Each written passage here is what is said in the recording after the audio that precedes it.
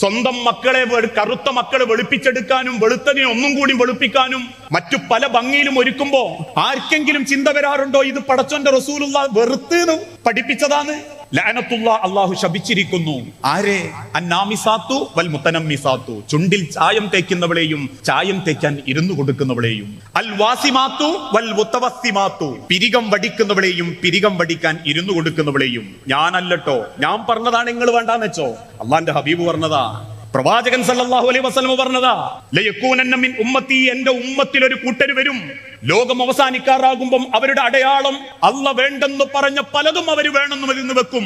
ഭംഗിക്ക് വേണ്ടി പടച്ച റബ്ബിന്റെ ദുനിയാവിൽ അവർ വേഷം കെട്ടും. അള്ളാഹുവിന്റെ പ്രവാചകൻ ചെയ്യരുതേ എന്ന് പറഞ്ഞ പലതും അവർ ചെയ്യും. അവരുടെ ജീവിതത്തിന് ഒരൊറ്റ ലക്ഷ്യമേ ഉണ്ടാകൂ, ഉള്ളത് അടിച്ചു പൊളിച്ചങ്ങോട്ട് കുളൂസായിട്ട് ജീവിക്കുക. പക്ഷെ എങ്ങനെയൊക്കെ ജീവിച്ചാലും ഈ തടി വെക്കേണ്ടത് മണ്ണിലേക്ക് തന്നെയാ.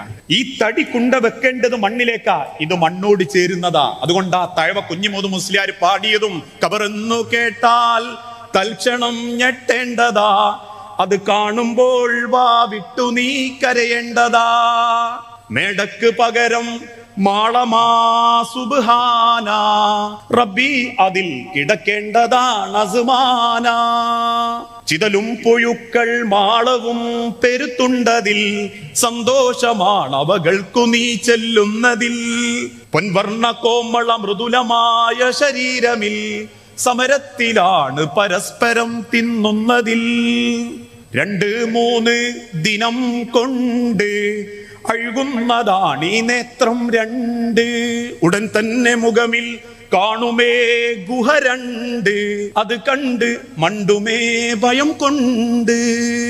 അത്രേ ഉള്ളൂ സൗന്ദര്യം.